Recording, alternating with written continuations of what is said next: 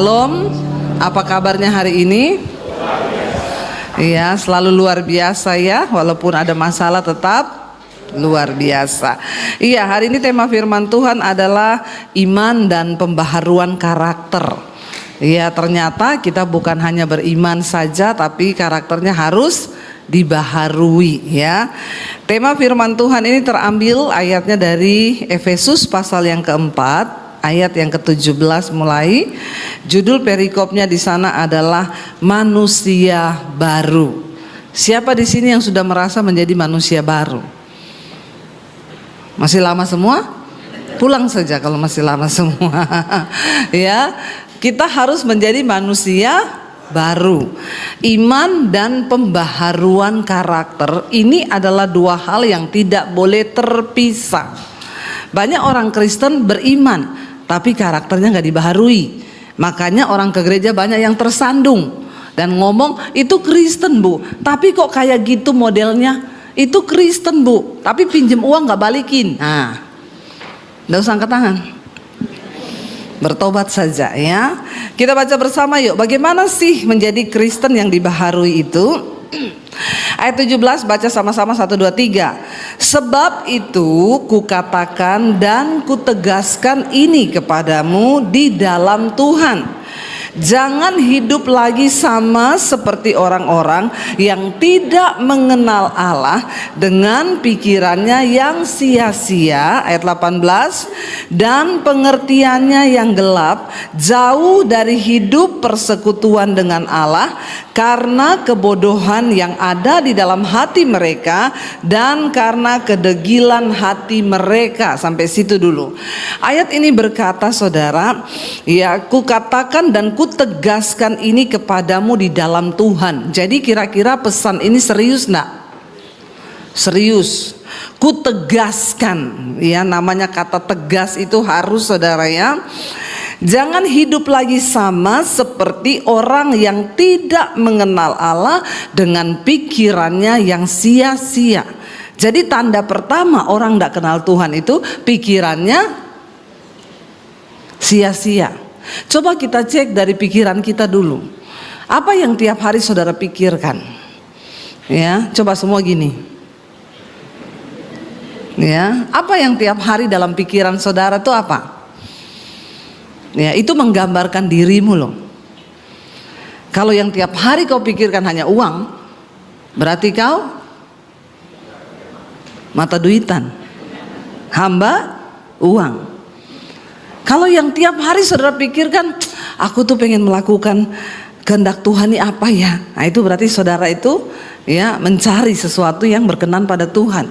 Kalau yang tiap hari saudara pikirkan, mertua saya itu loh, ada di sini yang begitu? Ya, enggak ada ya. Apa yang saudara pikirkan tiap hari? Coba kita cek apakah pikiran kita itu sia-sia. Sebab orang yang tidak mengenal Allah itu tandanya pikirannya sia-sia. Ya, jangan pikirin yang sia-sia saudara. Percuma loh, jangan buang energi. Kalau tiap hari yang saudara pikirkan kekhawatiran, ya itu juga buang energi. Karena Alkitab bilang dengan kekhawatiranmu engkau gak bisa menambah sehasta pun pada jalan hidupmu. Jadi daripada khawatir lebih baik bersyukur. Amin. Rubah hidupmu sendiri saudara.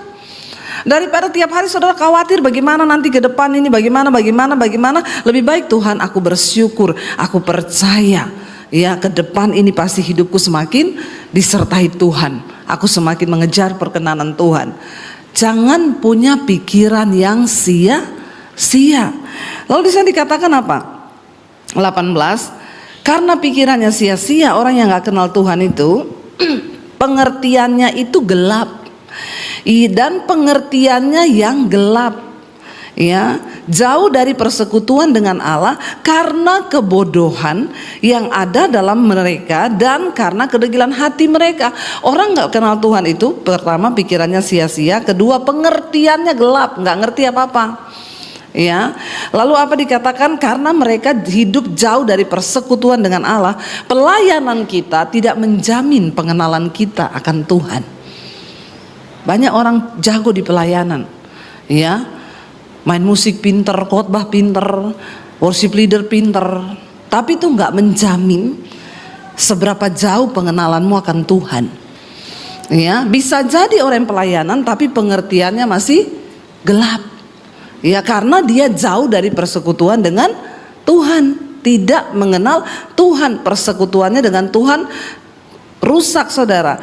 Karena apa? Ya, karena dia itu jauh dari Tuhan, maka kebodohan itu dalam mereka tuh ada.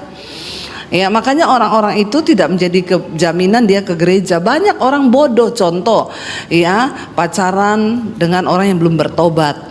Itu bodoh, saudara, sangat bodoh. Ya, karena engkau sudah mengerti firman Tuhan. Ya, pacaran dengan orang yang nggak bertobat, ini tindakan yang bodoh. Saya bicara tentang orang bodoh itu, maaf ya, orang pinter itu nggak diukur dari S1, S2, S3, S21 kayak Samsung, S23. Sekarang Samsung yang terbaru S berapa? S24 ya, nanti keluar lagi S25. Samsung aja upgrade diri terus loh. Ya, saya tidak bicara tentang kepintaran itu dengan SS yang saudara punya. Tidak jaminan engkau lulusan Amerika, lulusan Jepang, nggak jaminan. Waktu engkau hidup jauh dari Tuhan, pikiranmu tuh gelap. Kebodohan yang menguasai engkau dan hatimu itu degil. Apa itu degil? Keras, tidak bisa berubah. Ya, ini ciri-ciri orang yang tidak mengenal Tuhan, saudara. Jadi ingat ya, kita tidak bisa itu cum laude pintar di hadapan Tuhan. Bisa jadi cum laude itu bodoh. Ya, karena Alkitab berkata apa yang pintar bagi dunia itu bodoh di hadapan Allah. Ya, siapa yang pintar di hadapan Tuhan? Alkitab berkata, karena itu janganlah kamu bodoh, tapi hendaklah engkau mengerti kehendak Tuhan. Orang yang pintar di hadapan Tuhan, orang yang ngerti kehendak Tuhan. Ya, jadi walaupun kita S2, S3 kalau nggak ngerti kehendak Tuhan, saya banyak ketemu orang-orang pintar. Waktu saya tanya, kamu ngerti nggak kehendak Tuhan atas hidupmu? Jawabannya gini, apa ya maksudnya? Banyak kan anak-anak lulusan luar negeri ditanya, kamu ngerti kehendak Tuhan nggak dalam hidupmu? Apa ya maksudnya? Aduh ya, please deh. Ya, mikirin hidup di sini aja yang di depan saya udah bingung bagaimana mikir apa sih kehendak Tuhan tuh maksud lo.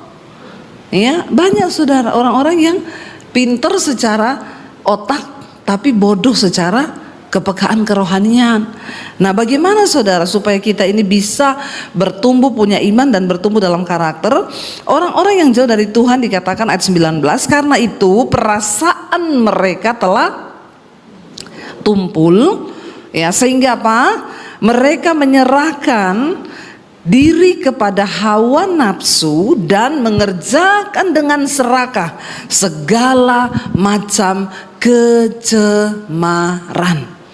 Ya, mereka menyerahkan dirinya kepada hawa nafsu. Ya, karena mereka ini pikirannya, perasaannya tumpul, pikiran gelap, perasaan tumpul. Ya, kita lihat saudara, keadaan di sekeliling kita, orang-orang hidup dengan perasaan yang tumpul, artinya apa? Nggak punya perasaan lagi. Ya, udah kayak robot. Kemarin kita dengar berita menyedihkan, 2 orang lansia meninggal di satu rumah sudah berbau busuk. Kenapa ini bisa terjadi? Karena orang-orang di sekelilingnya perasaannya tumpul. Ya, coba saudara itu punya ya, anaknya juga sudah nggak bisa diharap. Ya, ini akhir zaman saudara. Ya, anak-anak itu nggak ada lagi yang memperhatikan orang tua. Tapi saya berdoa anak-anak di sini memperhatikan orang tua. Amin. Ya, kalau kau diberkati, ya berkati juga orang tuamu. Ya, bukan soal orang tua saya sudah kaya, saudara memberi perhatian, saudara mengasihi dia, itu juga adalah satu bukti bahwa kita ini punya perasaan, nggak tumpul. Yang kedua, oke lah anaknya sudah tinggal jauh, nggak lagi tahu bapak mamanya. Yang kedua tuh ada orang tetangga itu loh, ya, bertetangga itu kan ngerti ya kalau oma opanya itu udah nggak keluar ya, kan harusnya punya perasaan lah ya. Ini kok opa oma ini sudah berhari-hari ndak keluar, ini ada apa ya? Ketoklah pintunya. Ayo saudara, kita hidup sekarang itu coba ya, perasaan kita harus punya kepekaan. Saudara lihat orang di sekelilingmu, nih kasihan susah kayaknya ya. Saya tergerak nih ngasih dia beras, ngasih dia sembako, ngasih dia duit. Amin. Nggak ada amin, pelit semua ini jemaat di sini. Ya, benar ya. Kalau kau mengenal Tuhan dengan benar, karaktermu diubahkan, ya, kau punya kepekaan. Saya tadi malam ke toilet, lihat pembersih toilet, saya selalu saudara berbagi sama orang-orang pembersih toilet. Mbaknya itu perutnya besar sekali, lagi hamil. Ya, saya keluar dari situ, ya saya ambil uang dari tas saya, Mbak, ini buat Mbak. Dia nangis saudara sampai, Bu, ini apa? Ini berkat buat mbaknya. Ya Allah, loh, itu bagi kita kan sebenarnya nggak seberapa, saudara keluarin uang, ya. Ya jangan kasih 5.000 juga, keles. Orang Kristen tuh banyak yang pelit, saudara. Pakainya tas bermerek, dari atas sampai bawah bermerek. Ngasih orang 10.000, 20.000, kasih orang tuh sampai dia terasa. Amin. Nggak ada amin lagi. Ampuni Tuhan, ampuni. Ya, ampuni saya atau ampuni mereka, saya tidak tahu. Ya, benar saudara. Jangan tumpul perasaanmu. Kadang-kadang itu bagi kita, ya mungkin uang makan kita sehari 100.000, 150.000 atau 200.000. Ya, tapi bagi orang mungkin dia hari itu sudah nggak ada beras di rumahnya. Kita kasih, dia nangis, dia melihat Tuhan loh lewat hidup kita. Amin saudara. Ya, jangan tumpul perasaanmu. Hari-hari ini kalau kita mengenal Tuhan, maka kita itu nggak tumpul. Ya, jangan saudara, kita harus punya kepekaan yang lebih lagi. Dan dikatakan di sana bahkan mereka ini bukan hanya telah tumpul perasaannya, mereka menyerahkan diri kepada hawa nafsu dan mengerjakan dengan serakah segala macam kecemaran. Ya, jauhkan diri kita dari persinahan, percabulan. Ya, jangan lagi saudara. Kalau kita mengenal Tuhan dengan benar, sekarang itu memang banyak orang-orang yang menyerahkan diri kepada hawa nafsu. Bapak-bapak di luar sana banyak wanita yang berpenampilan seksi, yang memang sengaja berpenampilan seperti itu untuk menggoda. Iya, saya ceritakan berapa kali saya sama suami di bandara, di kafe, ada saudara ani-ani datang, duduk di depan suami saya pakai rok mini, dia pangku kaki begini supaya pahanya kelihatan suami saya. Ya, memang begitu sekarang, dia sengaja menyerahkan diri kepada hawa nafsu. Makanya bapak-bapak yang peka, ya langsung balik badan. Amin bapak-bapak.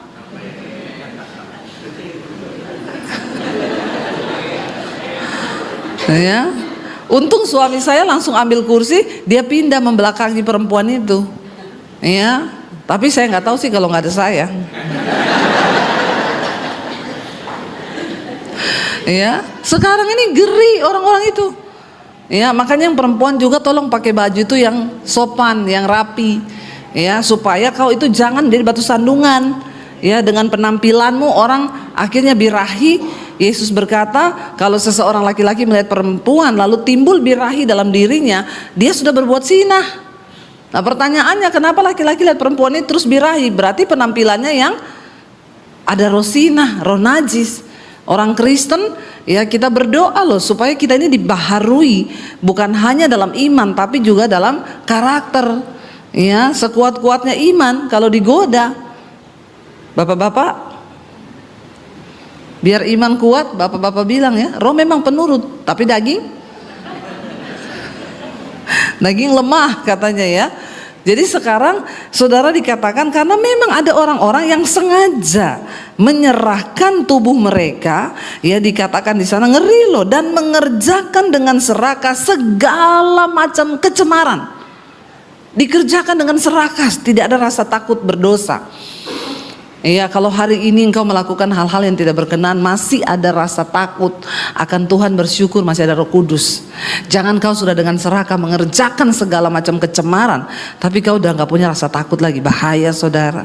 Ya, ayat 20 dikatakan, tetapi bilang sama-sama, kamu bukan demikian, karena kamu telah belajar mengenal Kristus, insya Allah. Ya, tapi jemaat di Bogor ini tidak demikian, tidak seperti yang tadi itu.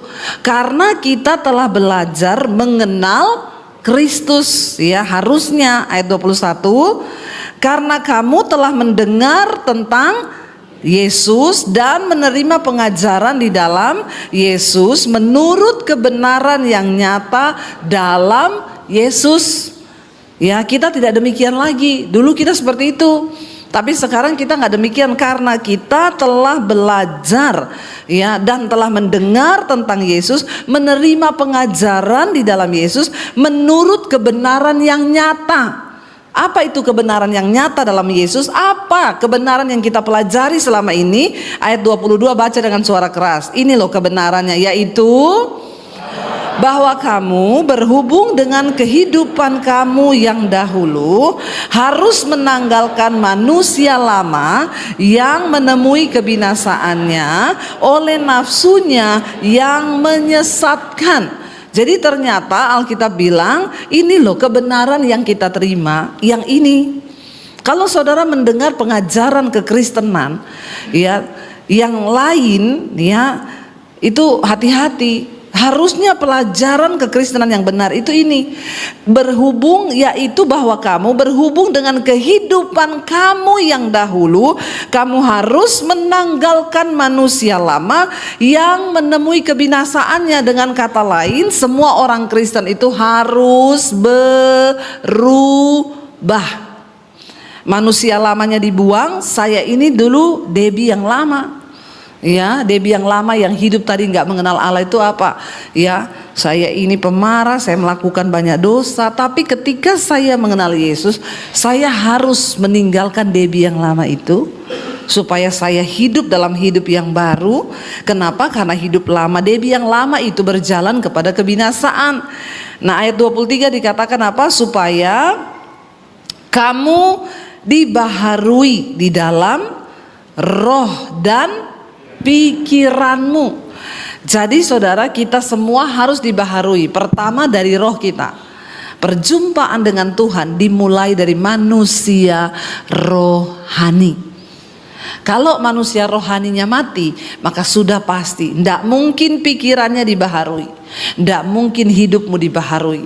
Orang yang manusia rohnya mati, dia akan tetap sama seperti itu. Makanya orang kalau sudah hidup baru, dia pasti berubah hidupnya. Yang harus dibaharui pertama itu roh kita. Kita ketemu dengan Tuhan, dengan manusia roh kita, lalu kita mulai berubah dalam pikiran. Ya, kalau engkau sudah berkata engkau sudah menerima Yesus, tapi pikiranmu masih gelap, masih sia-sia yang kau pikirkan, maka itu artinya rohmu belum dibaharui. Ayat 24, dan apa? Dan mengenakan manusia baru yang telah diciptakan menurut kehendak Allah di dalam kebenaran dan kekudusan yang sesungguhnya. Kita tanggalkan manusia lama kita, lalu kita kenakan manusia baru. Dikatakan yang telah diciptakan menurut kehendak Allah. Jadi saudara, kita ini pertama diciptakan Tuhan baik. Manusia itu menurut kepada Tuhan. Tapi akibat dosa, gambar diri Allah dalam diri kita itu menjadi rusak. Sehingga manusia hidup dengan keinginannya sendiri, melakukan hawa nafsunya sendiri, dia jauh dari Tuhan. Tapi ketika Yesus datang mati di salib, orang yang menerima Kristus itu rohnya dibaharui, pikirannya dibaharui, lalu kita ini menuju pembaharuan, kita dikuduskan, kita dikembalikan kepada gambar diri Allah yang dulu rusak. Kita ini semua harus lahir baru. Tidak ada satu orang pun yang tidak. Semua harus lahir kembali. Makanya ketika Yesus ketemu dengan Nikodemus, seorang pengajar guru orang Yahudi, pengajar agama Yahudi, Yesus bilang sama Nikodemus, kalau engkau tidak dilahirkan kembali, engkau tidak mungkin bisa masuk ke dalam kerajaan Allah. Nikodemus belum dilahirkan kembali. Dia guru orang Yahudi, pinter, lulusannya hebat. Dia tanya sama Yesus begini, aku harus dilahirkan kembali. Bagaimana mungkin aku masuk ke rahim ibuku? Aku sudah tua. Lihat saudara, orang pintar ternyata bodoh. Dia pikir dilahirkan kembali itu masuk ke rahimnya mamanya lagi. Ya enggak bisa. Yesus bilang enggak. Engkau harus dilahirkan dari roh dan firman Tuhan. Hidupnya harus rubah. Makanya ya Rasul Paulus bilang, aku hidup tapi bukan aku lagi yang hidup, Kristus yang hidup di dalam aku. Waktu saya lahir baru, saya Debbie, tapi bukan Debbie lagi dalam saya, tapi Kristus. Sehingga saya berubah. Dulu saya kalau pakai baju seksi sekali. Saya dulu pelatih senam aerobik, saudara. Percayalah, jangan tertawa. Saya dulu pernah kurus. Ya, sebelum banyak makan ragi. Ya, setelah suka makan roti ya jadi begini nih, saudara, mengembang ke kanan dan ke kiri. Dulu saya pelatih senam aerobik, saudara. Kalau pakai baju itu nggak seksi, nggak seneng. Ya, harus seksi supaya jadi perhatian orang. Ini sakit jiwa sih. Ya, gila, agak gila. Tapi bagi saya dulu kebanggaan. Tapi setelah saya menerima Yesus, saya jadi malu dengan penampilan saya yang dulu. Saya jijik. Ya, saya bahkan merasa malu. Makanya Rasul Paulus juga bilang, setelah aku dalam Kristus, aku malu dengan kehidupanku yang lama itu.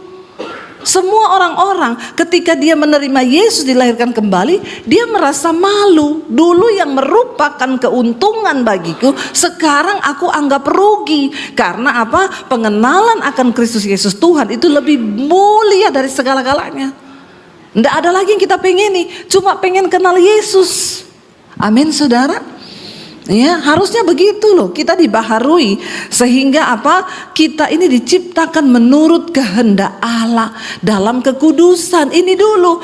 Nah, setelah engkau dibaharui, dosamu dihapuskan, baru itu bisa kau nyanyi. Saat berdoa Tuhan dengar, saat kau perlu Tuhan tahu. Hidup berdosa nyanyi, saat ku perlu Tuhan tahu. Malaikat bilang pret. Ya, jangan salah. Makanya banyak orang Kristen itu salah. Dia sudah terlalu pede. Ya, berdoa itu aku percaya engkau bukakan tingkap-tingkap langit. Hidupmu aja tidak berkenan sama Tuhan. Lalu terus Tuhan buka tingkap langit, urusannya apa? Waktu kita berkenan, hidup kita dirubah menjadi manusia baru, Tuhan berkenan, maka Yesus bilang, apa yang kau minta? Maka aku akan menjawab. Amin, saudara. Ya, tidak bisa sembarang saudara hidup ini. Ya, dikatakan dari situlah kamu akan dibarui, diciptakan kembali menurut kehendak Allah di dalam kebenaran dan kekudusan. Nah, bagaimana kita bisa menjalani hidup dalam kekudusan? Nah, ini caranya, saudara. Buka ayat yang ke-25, dikatakan di sana. Karena itu, baca sama-sama. Buanglah dusta dan berkatalah benar seorang kepada yang lain, karena kita adalah sesama anggota. Pertama kali kalau hidup kita mau dibenarkan, bilang kanan kirimu terutama suami istri, bilang jangan ada dusta di antara kita. Cepat ngomong suami istri. Ya, itu dulu. Nah, ini udah mulai banyak yang kena ini. Ya, mulai banyak yang kena ini. Kita ini manusia baru yang berkenan sama Tuhan atau tidak? Tanda pertama, jangan ada dusta di antara kita. Amin. Kalau ada kebohongan yang kau simpan dalam hidupmu, kalau ada dosa yang kau tutupi dalam hidupmu, itu tanda pertama engkau belum dibaharui di dalam roh dan hidupmu belum berkenan kepada Tuhan. Orang yang hidup berkenan sama Tuhan, tidak ada lagi dusta yang dia tutupi dalam hidupnya. Dan itulah hidup yang berkemenangan. Karena kalau kau tidak menyimpan kebohongan, maka setan itu tidak mungkin bisa mengintimidasi engkau. Orang yang hidup menyimpan dosa dan kebohongan, itu hidupnya pasti gak damai sejahtera. Maka kau mulai migrain, sakit kepala, jantung berdetak-detak cepat, ya, tensi naik, maka mulailah semua penyakit akan datang berakibat dari dusta yang kau tutupi. Bapak-bapak, jangan ada dusta terhadap istrimu. Jangan juga ada uang yang kau sembunyikan dari istrimu. Itu juga dusta, bapak-bapak. Hello? Ya, harus terbuka semuanya. hidup ini enak kalau kita ini semua terbuka. Bahkan setan gak bisa intimidasi kita. Siapa orang yang hidup berbahagia? Orang yang hidup dalam kekudusan, mereka orang yang paling bahagia, bukan orang kaya. Orang kaya kalau banyak dustanya, penyakitan, biar kau kaya. Jantungmu berdebar-debar karena kebanyakan bohong. Ya, apalagi kalau hidup pakai uang hasil curian, uang korupsi, itu nggak mungkin, saudara. Nggak mungkin sejahtera. Jangan tertipu dengan hidup ini, dengan dunia ini, dengan kekayaan. Ya, kalau ada dusta dalam hidupmu, ya ini nomor satu. Makanya saudara, setan itu mendakwa kita. Saya ingat kesaksian yang saya pernah cerita, ada satu orang ya pejabat, dia bertobat terima Yesus. Ya, waktu itu gara-gara dia divonis dokter sakit dan kata dokter umurnya tinggal beberapa bulan saja. Lalu dia ketakutan setengah mati. Lalu dia bilang, Tuhan kasih aku kesempatan hidup. Lalu Tuhan bilang, buat apa tak kasih kamu kesempatan hidup? Untuk kamu terus berbuat dosa, kamu simpan kebohongan dari istrimu. Ya, lalu dia bilang, enggak Tuhan, kalau Tuhan kasih kesempatan aku umur panjang, aku akan hidup memuliakan nama Tuhan. Lalu dia dengar suara Tuhan audible, oke, aku beri engkau kesempatan. Tapi syaratnya yang satu syaratnya. Dia tanya, apa itu Tuhan? Akui semua dosamu kepada istrimu. Itu langkah awal dari pertobatanmu. Waduh, dia berpikir umurnya kata dokter tinggal beberapa bulan. Tapi kalau dia ngaku dosanya sama istrinya bisa jadi tinggal beberapa hari. Ya enggak bapak-bapak? Dia lebih terancam ini, ngaku dosa sama istri. Itu hal yang paling ditakuti oleh semua suami. Ya enggak bapak-bapak? Enggak ya, bapak-bapak di sini semua sudah bertobat. Sudah tidak ada dusta lagi ya. Lalu saudara akhirnya dia bilang gini, ya udahlah sama-sama mati. Ya, aku ngaku mati, enggak ngaku ya mati. Jadi ya sudah, aku ikuti. Dia panggil istrinya. Dia bikin pengakuan dosa. Dia bilang 2 hari Bu, saya ajak istri saya keliling kota Jakarta. Untuk apa? Nunjukin di situ ada perempuan yang saya simpan, di situ ada perempuan, di situ ada, di situ ada, di situ ada. Banyak sekali perempuan yang dia simpan. Memang orang-orang ini kalau nggak bertobat mending mati aja. Memang buat apa kau hidup? Jadi alat setan kau. Ya. Sekarang kan banyak memang pelakor yang mengincar bapak-bapak yang punya duit. Ya, dia nggak mau kerja, pengen punya apartemen, pengen bisa jalan-jalan ke luar negeri, jadi ani-ani. Ya, memang banyak. Jadi ani-aninya banyak saudara. Dia pejabat, punya duit. Istrinya dikasih tahu akhirnya, saya kan udah mau mati, ya. Saya mau akui dosa. Ada perempuan di situ, ada perempuan di situ, ada perempuan di situ. Istrinya syok. Istrinya bilang, saya tahu Bu, suami saya ini memang bangsat, sampai ngomong begitu. Tapi saya tidak nyangka sebangsat itu Bu. Loh, sampai kaget istrinya. Astaga Bu, ya ampun saya ini. Padahal istrinya itu dulu bukan Kristen, jadi Kristen karena ikut suaminya. Malah istrinya jadi pendoa, tiap hari berdoa. Tapi saya percaya itu cara Tuhan. Itu jawaban doa istrinya. Makanya ibu-ibu, kalau kau sudah tidak bisa kendalikan suamimu, doa, duduk di kaki Tuhan. Tuhan, hajar suamiku Tuhan, hajar. Tidak apa-apa, saya yang suruh. Saya yang tanggung jawab sama Tuhan. Jangan takut bilang hajar. Kenapa? Alkitab berkata Tuhan menghajar orang yang dikasihinya, yang dianggapnya anak. Kalau suamimu masih dikasihi, pasti dihajar. Tapi kalau udah gak dikasihi, dia mati lagi selingkuh, urat jantungnya satu digunting sama malaikat, mati dia di tempat selingkuhan. Ada kan bapak-bapak saudara meninggal ya di daerah Pluit sana. Tiap pagi bapak ini jalan kaki, istrinya taunya dia jalan kaki. Ya, ternyata dia jalan-jalan. Tiap jam 5 pagi keluar jalan kaki di komplek. Saudara tahu, tiba-tiba bapak ini mati kena serangan jantung di rumah janda di komplek itu. Malu enggak? Terbongkarlah satu perumahan syok. Jandanya juga kan enggak bisa bikin apa-apa, mati serangan jantung lagi begitu. Jadi tiap pagi ternyata bapak ini lari keliling komplek dan selalu mampir ke rumah janda. Ngeri saudara. Dan istrinya itu pikir Suaminya tiap pagi lari-lari, ternyata lari dari kenyataan. Ngeri. Dan Tuhan tuh kan gak bisa ditutupi. Makanya hati-hati bapak-bapak. Ya kau berbuat aneh-aneh, istrimu berdoa, didengar malaikat, didengar Tuhan. Lagi selingkuh di rumah janda, mati kena serangan jantung. Jandanya syok dong, panggil security. Ya kebongkar kasusnya. Tapi untung bapaknya udah mati. Ya dia udah gak melihat muka istrinya. Tapi dia buka mata di neraka. Karena lagi selingkuh matinya, gak sempat bertobat. Lagi enak menikmati dosa. Jangan simpan dusta, jangan simpan kebohongan, siapapun engkau. Hari ini hidup dalam kekudusan. Ya, tanggalkan dosa, buang semua yang ada kepahitan, yang ada apa yang tidak berkenan, buang saudara. Ya, akhirnya bapak itu ngaku sama istrinya. Singkat cerita, ya, dia bilang biasanya suami saya itu tiap pulang, Bu, lama baru sampai di rumah. Jam 2 malam saya telepon masih marah-marah. Saya ini masih tugas, nggak usah telepon-telepon. Kalau udah selesai saya pulang.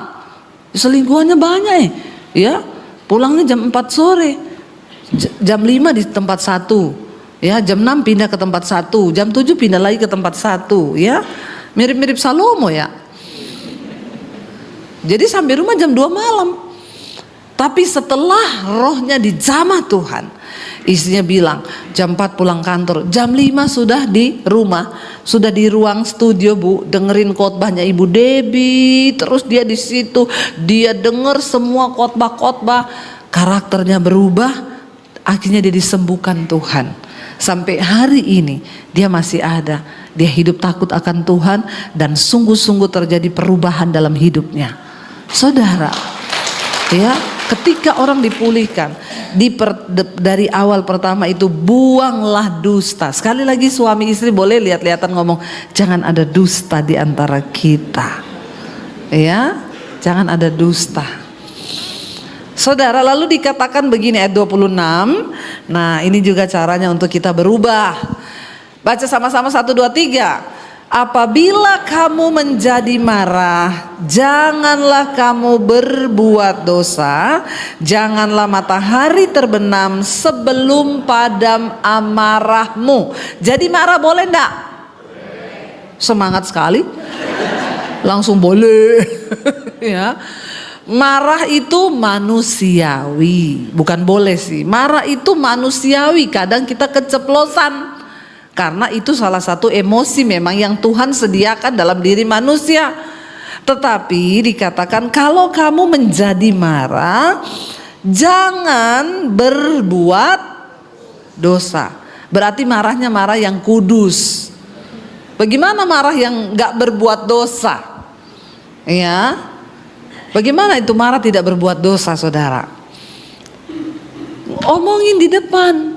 Ya, kasih tahu di depan, jangan kau simpen di hati. Ya, kalau kau marah kasih tahu. Kita suami istri, kalau ada yang kita nggak suka kasih tahu. Yang nggak suka suami, aku tuh nggak suka ya kamu itu tadi begini. Tapi selesai. Jangan ada kepahitan. Jangan 3 hari 3 malam nggak bicara. Itu kau sudah berbuat dosa. Alkitab bilang jangan sampai ya matahari terbenam sebelum padam amarahmu. Jadi usahakan sebelum matahari terbenam sudah padam amarah kita. Tapi tidak usah ditunggu. Tunggu dulu matahari belum terbenam. Saya tunggu sampai matahari turun. Ngapain sih saudara? Kalau jiwamu sehat, hidupmu dikendalikan oleh Roh Kudus, ya habis marah berusaha tenangkan diri dalam nama Tuhan Yesus. Tarik napas, ampuni aku Tuhan, ampuni aku Tuhan Yesus, ampuni aku. Udah selesai. Suami istri berbaikan lagi. Kita ini kan sering kali marah di jalan aja, soal nyetir kita bisa marah toh? Bisa kan suami istri? Di jalan sering nggak bapak-bapak marah sama istrinya karena istrinya lebih pintar dari Google Map? Ya, pernah nggak bapak-bapak jengkel? Nggak usah pura-pura. Ya, bapak belok kiri, ya istrinya bilang kanan, harusnya kau lihat kanan. Enggak, ini kiri. Ya, kalau dengar Google Map kan 500 meter belok ke kanan. Teman saya di Solo ngomong gini, kalau saya Bu nggak pernah pakai Google Map. Ini loh, dia tunjuk istrinya lebih dari Google Map. Malah kadang keluar, bodoh, goblok. Nah, Google Map kan tidak ada itu. Istri saya ada. Ini makanya saya tidak pernah pakai Google Map. Ya, biarin aja dia yang hidup. Ya, karena biar ada Google Map dia lawan, Bu. Dia lebih satelit daripada satelit. Google Map kan pakai satelit, dia langsung dari Tuhan soalnya. Nggak pernah salah istri itu. Ya, ya nggak bapak-bapak. Di jalan kan kita sering jengkel tuh sama istri. Ya, karena saya juga sering begitu. Jadi saya pengakuan dosa ini ya. Ya, tapi kan setelah itu nggak usahlah kita sampai emosi, nggak bicara, nggak omongan, sampai di rumah nggak bicara. Ya itu tanda bahwa kau tuh belum bertobat loh. Ya, manusia rohanimu itu belum dibaharui loh. Kau punya iman tapi pembaruan karakternya belum, dan doamu nggak mungkin dijawab. Kalau yang masih seperti itu nggak boleh nyanyi. Saat ku perlu Tuhan tahu. Ya, Tuhan bilang saya tahu kau marah-marah terus sama istrimu. Ya, jadi jangan saudara ya. Apabila kamu menjadi marah, jangan berbuat dosa dalam marahmu. Apalagi waktu marah keluarin kata-kata kotor, makian, ya, umpatan, keluarin kata-kata yang bukan firman Tuhan. Ya, kita itu berbuat dosa saudara. Ayat 27 dikatakan di sana, janganlah beri kesempatan kepada iblis. Jangan beri kesempatan sama iblis. Ya, karena iblis itu kerjaannya waktu Ayub saudara dicobai, Tuhan itu jadi dikatakan pada waktu itu iblis menghadap kepada Tuhan. Pertanyaannya, boy, bisa nggak iblis menghadap sama Tuhan? Bisa, karena Tuhan kasih akses untuk iblis. Alkitab berkata iblis itu kerjaannya, iblis Tuhan tanya, dari mana kamu iblis? Dari jalan-jalan berkeliling. Jadi pekerjaan setan itu jalan-jalan keliling-keliling. Nah, orang yang kerjaannya tiap hari jalan-jalan keliling-keliling, nah itu temennya. Nggak jelas arah, jalan-jalan keliling-keliling terus, nggak betah di rumah, itu kau temennya. Ya, karena Tuhan tanya, dari mana kau iblis? Saudara baca kitab Ayub, dari jalan-jalan berkeliling-keliling. Lalu Tuhan bilang, kau sudah lihat hambaku Ayub? Sudah. Ya, dia saleh kan? Oh iya. Jadi iblis itu kerjaannya yang kedua. Yang pertama dia jalan-jalan keliling untuk apa? Lihat-lihat hidup kita. Ya, jadi iblis itu bisa lihat kita saudara. Yang kedua, dia itu kerjaannya mendakwa kita di hadapan Tuhan. Ya, iblis itu mendakwa. Iblis bilang, itu loh, iya tadi baru dari gereja, tapi tuh di mobil sudah berantem. Tuhan tuh lihat diam-diaman berdua berantem toh. Nah, itu iblis tahu saudara. Ya, jadi hati-hati, jangan beri kesempatan sama iblis. Ya, saya dulu pernah kan sama suami saya marah saudara. Saya pelayanan gak dijemput-jemput. Saya bilang, saya sudah selesai. Dia bilang, iya kamu keluar aja, tunggu di depan itu karena ya saya lagi mau putar balik. Jadi saya udah pamit dong, masih mereka masih makan-makan. Bu, saya pamit, ibu nggak usah antar, saya tak tunggu di luar. Suami saya sudah mau jemput saya. Saya tunggu di luar. Saya tanya suami berapa menit? 15 menit. Oh iya, saya kira-kira tinggal 5 menit saya keluar. Ya saya tunggu di situ panas saudara. Ya masih bisa pertama. Haleluya, puji Tuhan ya. Walaupun panas, 10 menit enggak datang. Ya, sudah telat 15 menit enggak datang. Saya berdiri di situ sudah hampir setengah jam, keringetan basah kuyup saya saudara. Ya saya bilang, udah di mana? Dia bilang, tinggal putar balik 5 menit lagi, 5 menit lagi. Memang kan di Jakarta ini ya kalau tinggal putar balik itu nggak bisa menjadi alasan ya. Kalau ada macet apa-apa ketahan. Saya emosi saudara, saya marah saudara. Ya udah keringet basah kuyup, akhirnya suami saya datang. Kira-kira dalam keadaan marah begitu saya masuk mobil buka pintu, ya saya ngomong apa sama dia? Ya, saya buka pintu, I love you, I need you, I want you. Gila itu kalau gitu. Ya. Saya buka pintu ya marah lah saudara. Saya masuk, saya duduk, katanya cuma ya, saya banting pintu, prak. Orang kan kalau marah sakit jiwa toh. Iya saudara, kita nih kalau marah sakit jiwa loh. Karena jiwa itu ada pikiran, perasaan, kehendak. Waktu pikiranmu dirusak iblis, perasaanmu jadi marah, kehendakmu banting pintu. Ini gila, ini sudah dikuasai setan. Akhirnya sepanjang jalan, untung suami saya itu orang Solo, jadi saya dia diem aja, diem 1000 bahasa. Ya, itu juga saya masih gila. Kalau dia bicara tuh jangan diam. Coba kalau dia jawab, tambah gila nggak saya? Nah itu, ya tapi itulah perempuan, susah dimengerti. Akhirnya kita diam-diaman saudara. Nah diam-diaman, tapi kan hatinya lagi panas nih, nggak diberesin. Saya lihat dia nyetir saudara, lari di tol di dalam kota 150, ya mau sampai 200. Lalu Roh Kudus ngomong gini, suamimu juga lagi gila, kau juga gila. Dia nggak pernah nyetir dalam kota lari begitu. Sebentar lagi kalian berdua, kalau kecelakaan, dua-dua masuk neraka kau. Iya, lalu suara itu bilang, ya udah berdamai aja, minta maaf sama suamimu. Nggak maulah, dia yang salah kok. Dalam hati saya nih, Roh Kudus bilang, nggak usah peduli siapa yang salah, ya supaya kamu itu lihat suamimu nyetir begitu loh. Saya juga jadi takut nih, ya deg-degan. Ya udah kamu duluan minta maaf. Nggak, harus dia yang minta maaf duluan. Dia diam terus, injak gas, sakit jiwa. Saya juga sakit jiwa, orang marah itu sakit jiwa. Kenapa bisa ada orang marah bunuh istri, ya? Ada orang marah bakar suami, ya modelnya pakai jilbab ibu-ibu. Aduh tenang teduh, suaminya dibakar loh hidup-hidup. Itu kan sampai jiwanya nggak terkendali. Saya lihat begini, Tuhan ya ampun, dia injak gas sampai mau 200 di dalam kota ini. Rame keadaannya nih, mati kita nih, mati benar-benar kecelakaan nih, masuk neraka nih berdua. Sia-sia pelayanan saya nih puluhan tahun. Lalu Roh Kudus bilang, pegang tangannya dia. Udah, kamu kalau nggak mau ngomong maaf, pegang aja tangannya, dia sudah tahu bahasamu itu. Saya ini mau angkat tangan saudara, kayak orang kena stroke. Turun lagi. Ini loh orang sakit jiwa, perhatikan. Waktu setan ambil alih hidupmu, kau biarkan marahmu itu. Iya, Roh Kudus bilang, pegang lagi tangannya. Saya mau pegang. Turun lagi saya, nggak mau. Ya, sampai akhirnya saudara, Roh Kudus tuh bilang gini, kamu tahu nggak? Kamu duduk di mobil itu, setan di tengah-tengahmu loh. Saya dikasih gambaran, setan duduk di tengah kita, sambil giniin saya, goblok, suami saya goblok, hamba Tuhan, ya, sakit jiwa. Saya lihat nih setan kok menguasai kita ya. Akhirnya saya bilang, dalam nama Tuhan Yesus, saya tanggalkan ego saya Tuhan. Saya cuma tidak mau setan ikut di mobil saya.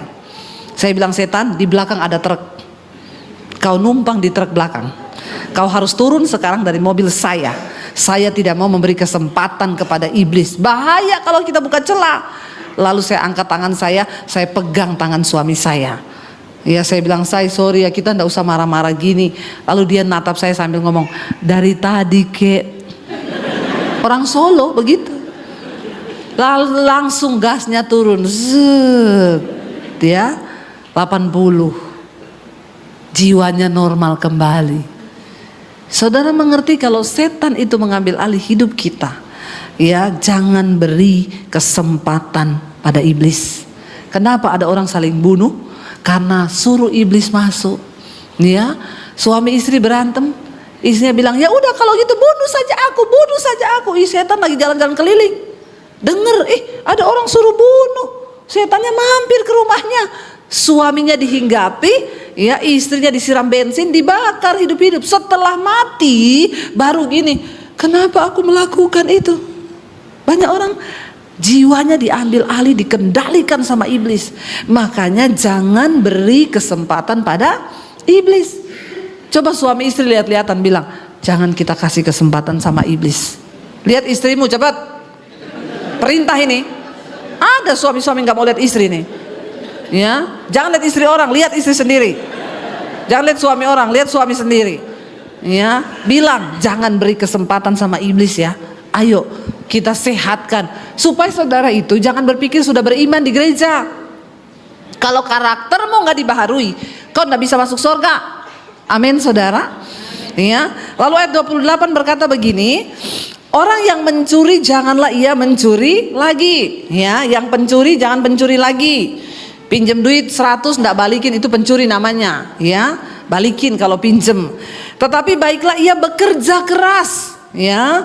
Baiklah ia bekerja keras dan melakukan pekerjaan yang baik dengan tangannya sendiri, supaya apa? Ia dapat membagikan sesuatu kepada orang yang berkekurangan. Ingat, kita hidup bukan hanya untuk mencukupi diri kita. Tidak cukup sampai di situ. Kalau saudara hanya cukup hidup bagi dirimu sendiri dan kau tidak punya sesuatu yang bisa kau bagikan ke orang lain, berarti hidupmu belum berdampak. Amin, saudara. Bekerja keras, jangan malas, jangan minta-minta, jangan pinjam kanan kiri. Saya sangat percaya Tuhan menciptakan kita dengan kemampuan untuk bisa bertahan hidup. Pekerjaan tuh banyak. Ya, kalau kau gengsinya tidak terlalu tinggi. Ya, tapi banyak orang itu kan tidak dapat pekerjaan, kenapa? Gengsi. Tidak mau melakukan pekerjaan yang biasa. Saya dulu, saudara, nikah sama suami saya, kami susah. Saya nggak mau minta uang kemana-mana. Kita jualan jus di pinggir jalan. Ya, ada orang gereja, saya pinjem, ya Pak, saya boleh pinjem tempatnya ruko di depannya nggak? Kalau ini sore Bapak sudah tutup tokonya, kami jualan jus. Oh iya, pakai aja Bu. Ya, di depan emperan toko. Dia tutup toko, kita di depan kasih gerobak. Ya, dari siang saya mulai jualan di situ, sore tutup toko sampai jam 12 malam. Saya sudah hamba Tuhan. Ya, saya sudah hamba Tuhan. Saya tidak malu. Saya lebih malu kalau pinjam 100 sama orang. Lebih baik saya, ya biar nggak apa-apa, sampai ada teman-teman saya pelayanan, ya ampun, Deb, Daniel, kalian bisa sampai kayak begini tuh ngapain sih? Tidak apa-apa. Saya tidak malu kok, daripada saya mencuri atau saya minta-minta sama orang. Saya nggak apa-apa begini, saya nggak malu. Sampai jam 12 malam, ya beresin tikar, pakai tikar kalau orang mau duduk di situ, ya cuci piring kotor segala macam, kita pulang ke rumah, lumayan saudara. Ya, daripada engkau meminta-minta, ini loh yang namanya orang beriman tuh begini. Banyak orang Kristen ngomong beriman, tiap minggu ke gereja, hidupnya minta-minta, nggak jadi berkat. Ya, dikatakan di sini bekerja keraslah. Lakukan pekerjaan yang baik dengan tanganmu sendiri, supaya kamu dapat membagikan sesuatu kepada orang yang berkekurangan. Kalau hidupmu hanya cukup bagi dirimu sendiri, maaf, kau belum dikenal di sorga. Ya, hidupmu itu harus sampai berdampak buat orang lain. Engkau bisa menolong hidup orang lain. Itulah hidup yang berarti di mata Tuhan. Untuk tolong orang gak harus tunggu kaya, nggak harus tunggu kau punya mobil 5 dulu. Ya, saya pernah bersaksi, uang saya tinggal 50.000, ada orang pinjam 50.000. Ya, saya berdoa, Tuhan bilang relakan tinggal 50.000, dipinjam 50.000, anaknya sakit. Saudara, kalau engkau hanya hidup bagi dirimu sendiri saja, maka kau belum ada apa-apanya di hadapan Tuhan. Kau harus hidup dan bisa menolong orang lain, itu baru kau ada apa-apanya. Setidaknya bagi diri kita sendiri, jangan jadi batu sandungan buat orang lain. Cuma pinjem utang-utang, saudara, hari-hari ini banyak terlibat utang online, akhirnya mati bunuh diri, setan terus bekerja. Saya berdoa, yang terakhir ayat 29 dikatakan di sana, saudara, janganlah ada perkataan kotor keluar dari mulutmu, tetapi pakailah perkataan yang baik untuk membangun di mana perlu, supaya mereka yang mendengarnya beroleh kasih karunia. Jangan ada perkataan kotor. Itu tanda engkau sudah dibaharui dalam Tuhan.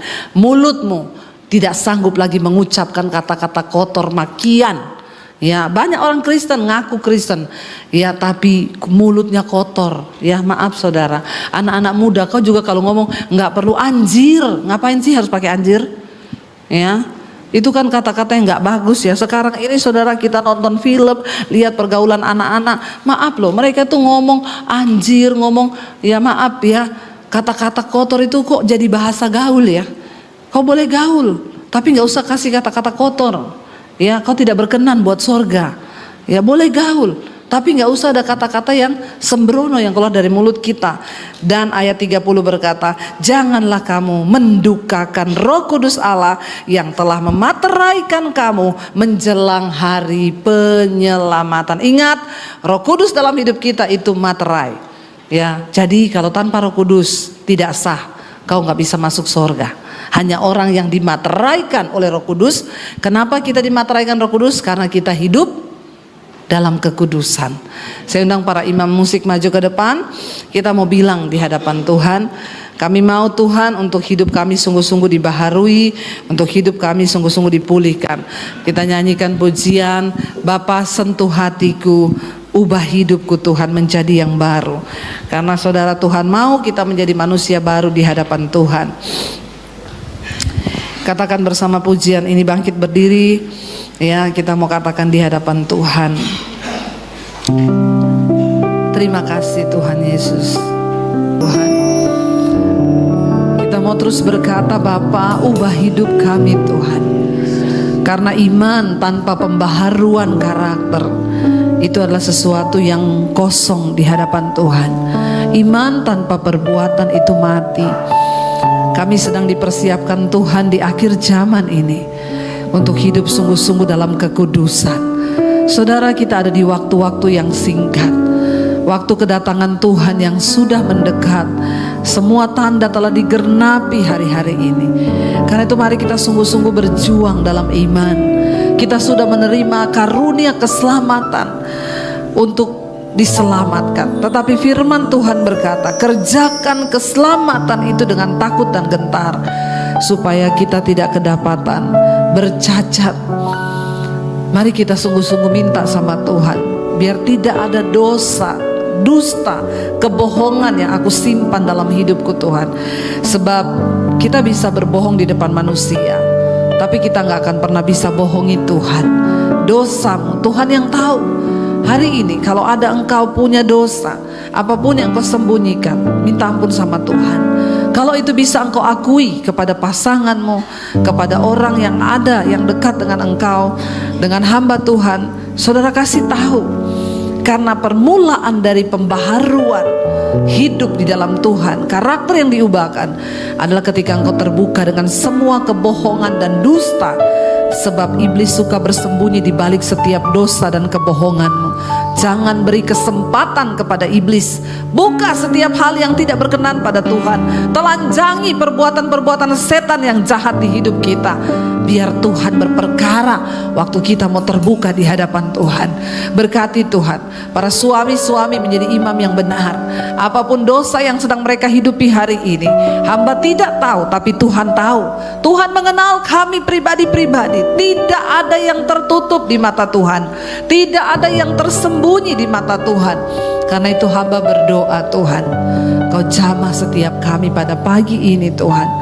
Para istri juga, mungkin ada luka kepahitan yang kami simpan, ada dosa yang kami simpan. Kami mau terbuka di hadapan Tuhan. Ampuni kami Tuhan, kuduskan hidup kami. Biar semua yang tidak berkenan kami buang. Manusia lama kami tanggalkan, supaya kami boleh mengenakan manusia baru yang terus menerus diperbaharui sampai Tuhan datang kembali kali yang kedua. Kami boleh kedapatan berkenan dan layak masuk dalam kerajaan surga. Angkat tanganmu di hadapan Tuhan sekali lagi, katakan di hadapan Tuhan.